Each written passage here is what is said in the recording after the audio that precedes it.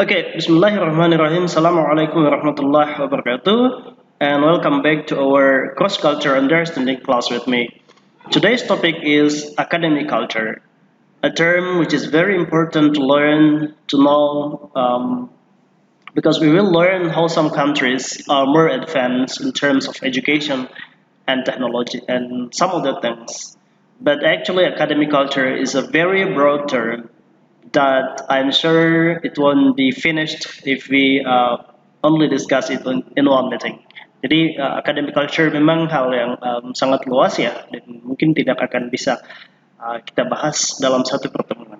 Tapi kita akan melihat beberapa poin penting di academic culture, khususnya perbandingan academic culture di UK dan mungkin di negara kita sendiri. So here we go.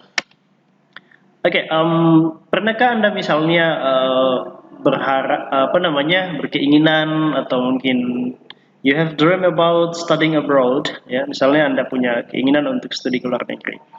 Nah, this is the question, which countries are you dreaming about to study? Kira-kira negara mana yang ingin Anda tuju sebagai negara tujuan studi? Ya, jelaskan di sini, sebutkan alasannya mengapa pilih negara itu. Terus bagaimana persiapan Anda untuk pergi studi misalnya, ya. Atau apa yang sudah Anda pelajari tentang kebudayaan, tentang academic culture di negara tertentu. Jadi ini harus dijawab ya, nanti jawabannya ketik di chat box-nya atau di room meeting kita.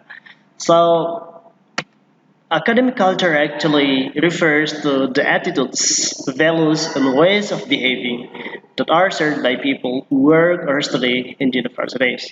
Jadi sebenarnya academic culture itu adalah bagaimana orang-orang di lingkungan akademik, di lingkungan universitas atau lingkungan pendidikan yang lainnya saling berinteraksi. Ya, jadi ini kurang lebih sama dengan interaksi-interaksi lainnya yang terjadi di masyarakat ataupun di dalam di dalam instansi-instansi tertentu. Nah, jadi misalnya di sini karena konteksnya di universitas, maka akan ada lecturer, akan ada students, akan ada staff, akan ada researchers, dan orang-orang lainnya yang berkepentingan di dalam lingkungan universitas tertentu. Kemudian interaksi mereka ini membentuk yang namanya academic culture. Ya, kenapa ini sangat penting? Karena kita akan melihat bagaimana beberapa universitas mampu menjadi lebih baik atau memiliki prestasi yang berbeda dengan universitas-universitas yang lainnya. Apa yang membuat mereka berbeda? So, here are the other things. Ya, jadi ini ada beberapa international students perspective ya. Jadi pandangan-pandangan mahasiswa internasional yang kemudian tiba di suatu negara untuk melanjutkan studi. Ya, jadi ini ada dua link YouTube, but unfortunately I cannot play it here. Jadi sayang sekali saya tidak bisa putarkan di sini videonya. Nanti I will share this link to our meeting room. Nanti saya share link YouTube ini untuk ditonton sendiri di room meeting kita atau di chat box kita. Ya, jadi di sini Anda akan melihat bagaimana international students itu merasa memiliki pengalaman yang baik ataupun merasa kagum dengan sistem perkuliahan atau academic culture yang berada di negara tujuan mereka masing-masing. Saya rasa ini bisa memotivasi Anda semua untuk bisa melanjutkan studi ke luar negeri. Okay, as I mentioned in the opening of this meeting, seperti yang saya sebutkan di opening meeting kita tadi, bahwa kita akan melihat bagaimana academic culture di United Kingdom Universities, ya, beberapa universitas di UK, gitu ya. Dan ini saya ambil dari salah satu sumber yang saya tadi tidak sempat memasukkannya di sini, tapi ini ada sumbernya, ya, bahwa misalnya di UK itu beberapa universitas dan secara umum mereka memiliki susunan seperti ini ya. Misalnya akan ada chancellor. Chancellor itu kalau kita di Indonesia itu setara dengan rektor.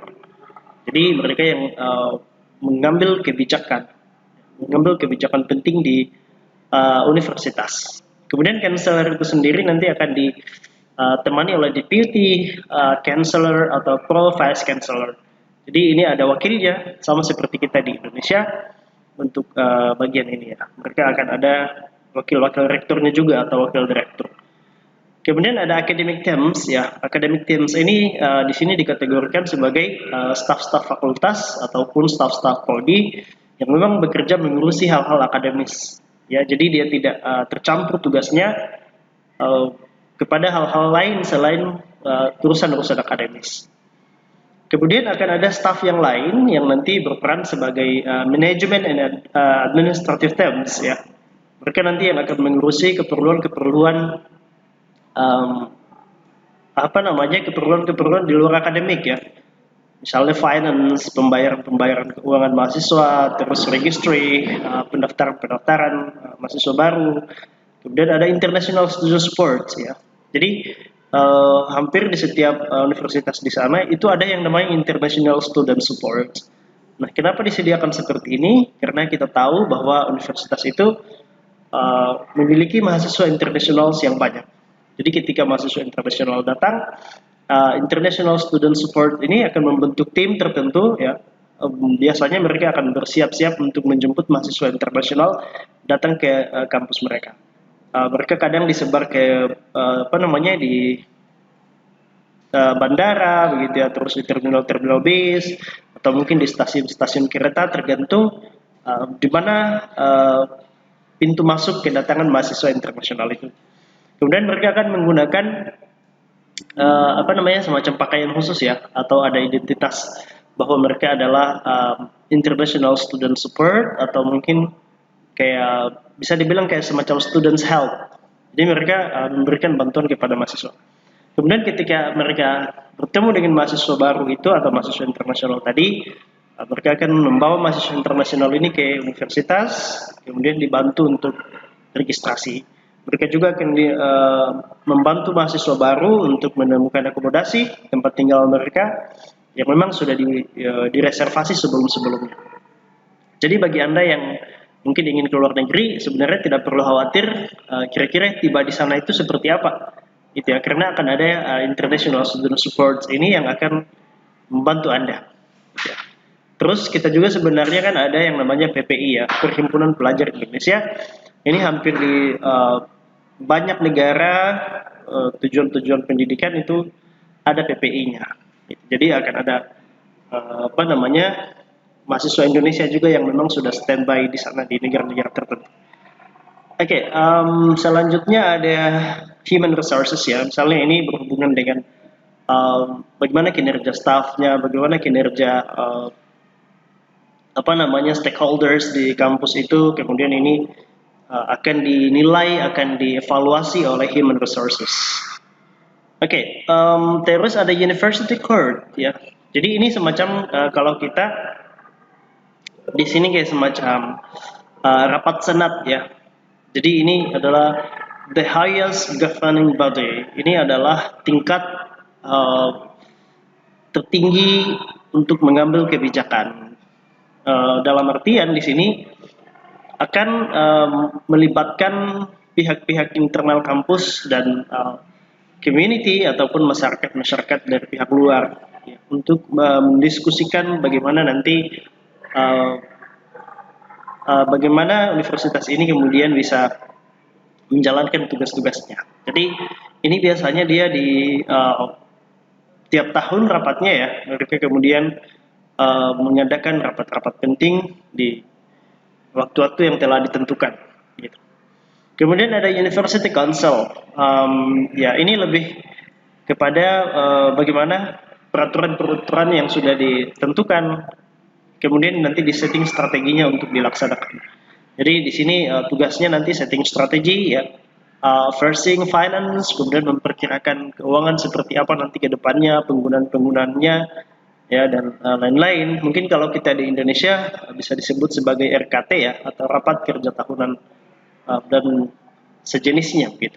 Kemudian ada perencanaan bagaimana nanti kampus ini mengimplementasikan kebijakan-kebijakan yang sudah ada ya. Ada resource allocation dan lain-lain.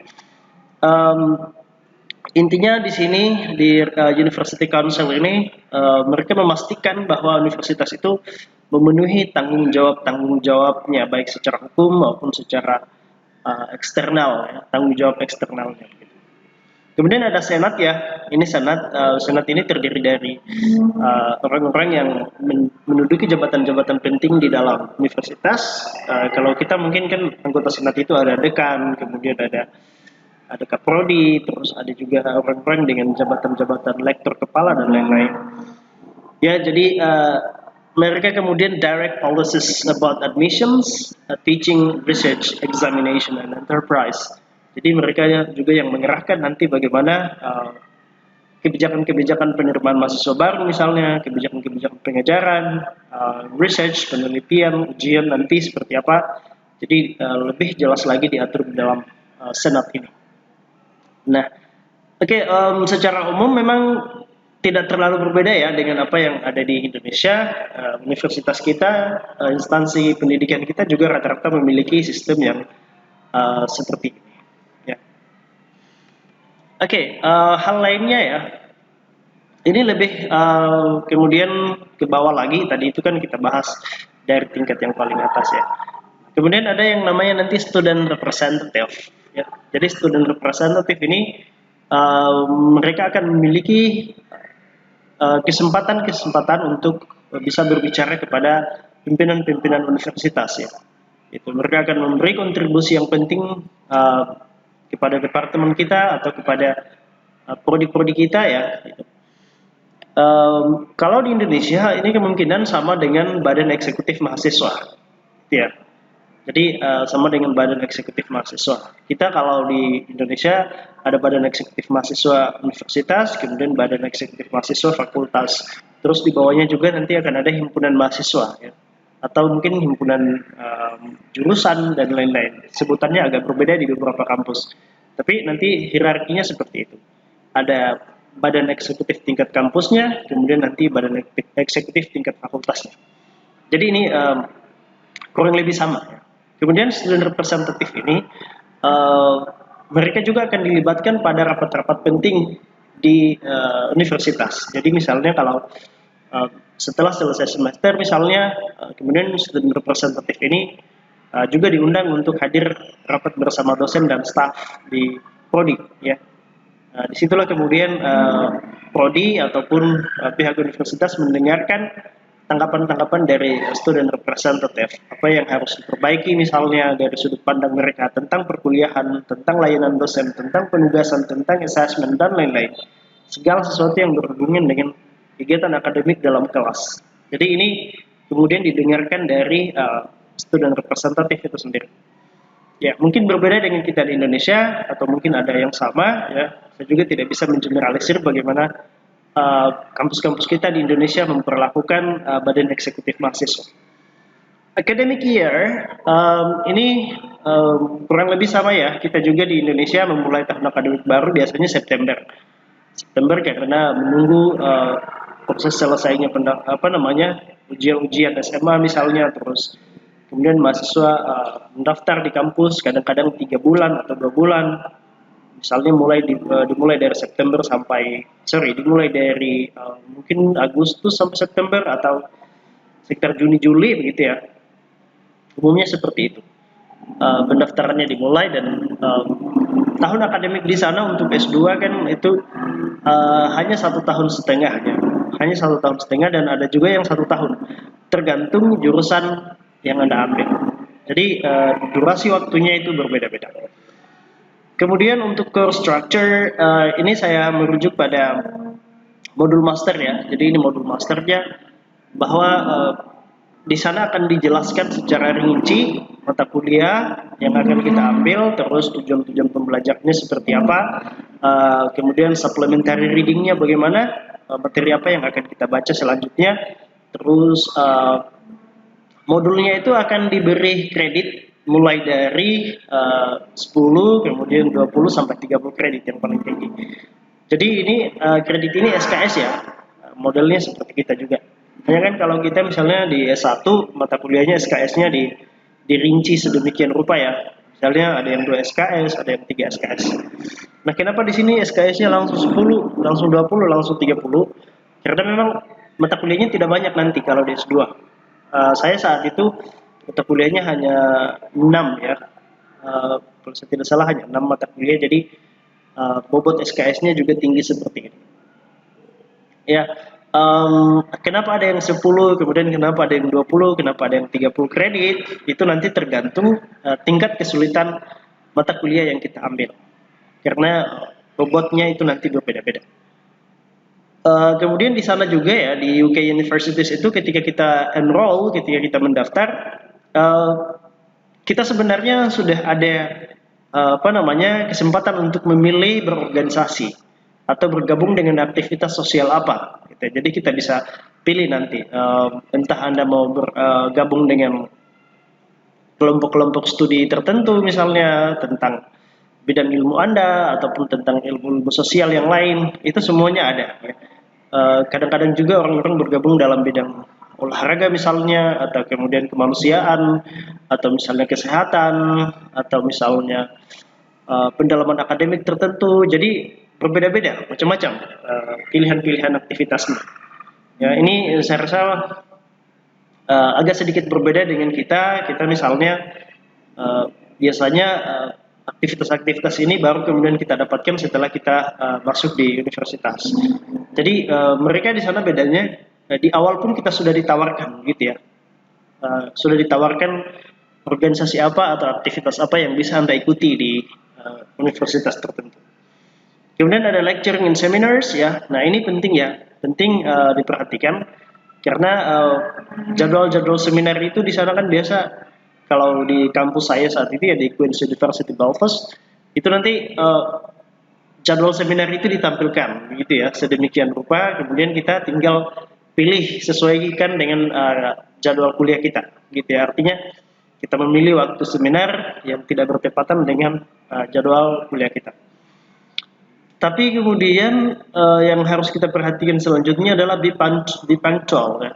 Harus lebih tepat waktu, memperhatikan ketepatan waktu. Karena kalau Anda terlambat, itu kemungkinan Anda akan dianggap dianggap tidak memperhatikan atau tidak sungguh-sungguh, atau misalnya tidak bukan juga tidak peduli, tapi Anda seolah dianggap tidak patuh terhadap kedisiplinan gitu ya. Kemudian kita harus aktif dalam seminar itu. Kemudian juga misalnya biasanya ada tugas-tugas yang diberikan. Nah seminar ini biasanya dia berbentuk series ya, biasanya agak panjang. Nah saat itu yang pernah kita ikuti adalah academic writing workshops yang memang ditujukan untuk mahasiswa internasional. Karena kendala-kendala umum mahasiswa internasional di luar negeri adalah, khususnya di UK Universities itu tadi, adalah academic writing, gitu ya. Jadi intensitas menulis kita di sana dengan di Indonesia itu agak berbeda. Kemudian assessment and examination ya. Jadi untuk ini semua tadi sudah dijelaskan di modul handout ya. Kemudian penilaian-penilaian yang lain kadang-kadang bersifat portfolios, di mana kita menulis artikel, menulis jurnal, ataupun merekam kegiatan-kegiatan kita selama kelas, kemudian di-assess nanti. Ada juga nanti tugas-tugas yang lain ya. Kemudian tesis, ada viva. Viva ini adalah proses defending your thesis ya. Jadi kayak kita sudah semacam ujian tesis di sini. Oke, untuk bagian ini juga saya rasa masih kurang lebih mirip, yang mungkin berbeda hanya pada hal-hal yang bersifat kedisiplinan ya, atau hal-hal yang bersifat kayak mungkin kebijakan umum atau kebijakan khusus tertentu pada universitasnya. Oke, kemudian ini penting kita lihat juga bahwa salah satu negara tersukses di dunia dalam bidang pendidikan adalah Finlandia. Kita tahu negara ini selama bertahun-tahun menduduki peringkat tertinggi atau teratas sebagai negara yang memiliki penduduk paling bahagia di dunia, negara yang paling dalam tanda kutip balance antara kehidupan dan pekerjaan, pendidikan, ekonomi, semua diatur sedemikian rupa ya, sehingga semuanya seolah-olah balance, dan ini mempengaruhi tingkat pendidikan mereka di global ya. Nah, kenapa mereka sangat sukses Dan Finlandia juga ini menjadi negara rujukan bagi negara-negara lain untuk melihat apa rahasianya, ya, kenapa mereka bisa berbeda dengan negara yang lain. Oke, so mungkin ini adalah rahasianya, ya. Jadi di Finlandia itu sendiri, uh, prinsip pertama yang diterapkan oleh pemerintah adalah equality in education. Ya, jadi kayak semacam ada kesetaraan dalam pendidikan. Artinya equality di sini mereka menekankan bahwa semua instansi pendidikan baik di daerah maupun di kota misalnya ataupun di pelosok-pelosok itu harus memiliki fasilitas yang sama, harus memiliki supporting system yang sama, harus memiliki personel-personel ataupun mungkin dosen atau gurunya yang sama-sama profesional. Jadi semuanya dibuat setara, gitu. Sehingga orang-orang yang belajar di kota dan di desa ataupun di daerah-daerah itu tidak terlalu memiliki perbedaan.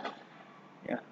Artinya mereka memiliki nanti ilmunya sama, sistemnya, akademiknya, kurikulumnya juga nanti akan berlaku sama. Walaupun kadang-kadang di universitas tertentu atau di instansi tertentu mereka diberi kebebasan atau otonomi untuk merubah kurikulumnya sesuai dengan konteks lokal, gitu ya.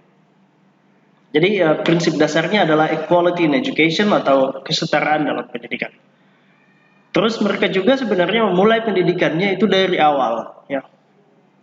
Dari young learners itu mereka sudah diwajibkan untuk sekolah, gitu ya. Entah itu sistemnya apa ya, kayak misalnya kalau kita di Indonesia PAUD, ya, pendidikan anak usia dini, gitu, ataupun kayak taman kanak-kanak mungkin ya kalau kita di Indonesia, atau apalagi istilahnya kayak semacam kelompok belajar begitu ya. Tapi orang-orang di apa namanya instruktur atau guru di tingkat ini saja itu sudah harus bergelar S2. Gitu, bayangkan ya. Jadi mereka saking menghargainya pendidikan, saking inginnya pendidikan mereka itu lebih baik, maka mereka menekankan syarat yang tinggi untuk menjadi guru. Ya, jadi mereka harus memiliki gelar minimal S2 untuk mengajar di tingkat yang seperti ini, ya. Bayangkan itu, di tingkat seperti itu saja harus bergelar S2. Itu. Kemudian di usia 6 sampai 7 tahun tadi ya mereka kemudian belajar di primary school atau misalnya tadi yang kita sebut di Indonesia sebagai PAUD. Ya. Dan dia di sini durasi belajarnya pun juga tidak lama ya. Kemudian mereka mengatur waktu bermain dan belajar itu kurang lebih sama. Ya. Ada juga penjelasan yang saya dapatkan bahwa untuk pendidikan secara umumnya nanti misalnya untuk mata kuliah atau jam belajar selama 45 menit itu akan jeda selama 15 menit lagi untuk perpindahan ke mata kuliah selanjutnya atau ke jam pelajaran selanjutnya. Jadi mereka selalu memberi ruang untuk bermain, untuk berkreasi, untuk istirahat, gitu ya. Sehingga anak-anak itu tidak kemudian terbebani dengan beban belajar yang cukup padat dalam waktu yang panjang misalnya, gitu ya. Terus mereka istirahatnya hanya sedikit. Jadi ini dibuat menjadi lebih berimbang. Kemudian di tingkat pendidikan juga di situ ya sebenarnya tidak ada ujian terstandar tertentu ya. No standard exams. Jadi there is no a national standard test to measure students' competences quantitatively. Jadi kayak tidak ada ujian nasional seperti yang ada di Indonesia ya. Umumnya seperti itu karena mereka nanti penilaiannya secara kualitatif dan apa ya kayak semacam assessment personal dari berbagai sudut, dari berbagai aspek tentang bagaimana anak-anak tertentu belajar ya. Jadi semua itu dinilai, bukan hanya pada nilai ujian matematikanya atau ujian akhirnya akan dijadikan patokan. Makanya dia penilaian menjadi lebih komprehensif, menjadi lebih menyeluruh dan mengukur dengan akurat kemampuan anak itu dari berbagai sudut ya, dari berbagai disiplin ilmu gitu. Jadi ini sangat baik. Kemudian free tuition fee ya, mereka juga pendidikannya itu gratis secara umum. Jadi dari tingkat dasar sampai universitas itu pada dasarnya gratis. Kalaupun ada biaya-biaya pendidikan itu hanya sifatnya misalnya seperti mungkin biaya transportasi, terus Kadang-kadang diasramakan maka ada biaya makan, terus mungkin ada biaya-biaya alat tulis misalnya atau seperti apa. Jadi bukan biaya pendidikannya atau bukan tuition fee-nya yang menjadi wajib. Nah, tapi di beberapa instansi kadang-kadang ada biaya, ada kayak semacam SPP begitu ya. Tapi ini kemudian orang tua hanya dibebankan 14% dari total biaya itu, sisanya itu kemudian dibayar oleh pemerintah atau disubsidi oleh pemerintah. Makanya bisa dikatakan bahwa pendidikan mereka secara umum itu gratis. Kemudian tadi professional teachers pernah saya singgung di penjelasan primary education bahwa mereka nanti harus bergelar master ya, dan memiliki kualifikasi training yang profesional ya begitu ya, supaya mereka memang hebat atau supaya mereka memang ahli dalam bidangnya. Itu kalau kita di Indonesia ada juga yang namanya semacam PPG, kalau guru kan pendidikan profesi guru.